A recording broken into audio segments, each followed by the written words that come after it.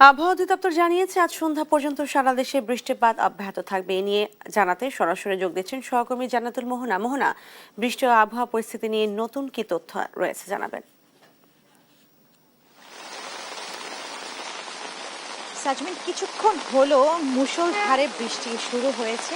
আপনারা দেখেছেন যে গতকাল প্রায় বিকাল নাগাদ প্রচুর বৃষ্টিপাত হয়েছে এবং আজ সকাল থেকে কিন্তু মুষলধারে বৃষ্টিপাত শুরু না হলেও আমরা ধীরে ধীরে বৃষ্টিপাত দেখেছি। কিছুক্ষণ হলো প্রায় ঘন্টাখানেক ধরে এই মুষলধারে বৃষ্টিপাত চলছে। এই মুহূর্তে আবহাওয়া অফিসে আমি আছি এবং কিছুক্ষণ আগে একজন আবহাওয়াবিদের সাথে আমাদের কথা হলো। তখন তিনি জানালেন যে আগামী 2-1 দিনের মধ্যে বৃষ্টিপাত কমে যেতে পারে, কিন্তু 16 তারিখ থেকে আরও 2-3 দিন ভারী থেকে অতি ভারী বৃষ্টিপাত হবে।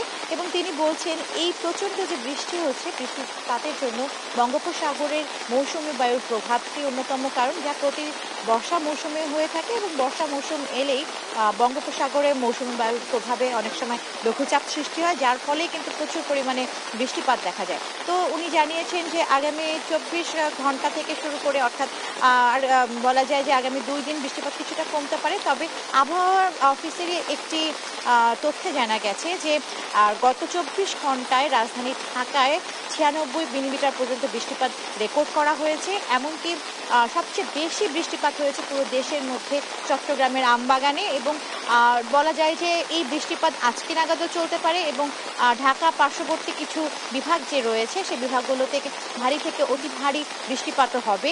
এবং এই বৃষ্টিপাত শেষ হলেই 16 তারিখ পর্যন্ত বৃষ্টিপাত একেবারেই কমে যাবে। এই 16 তারিখের পরেও আবার 2-3 দিন ধরে বৃষ্টিপাত ভারী থেকে অতি ভারী বৃষ্টিপাত হতে পারে।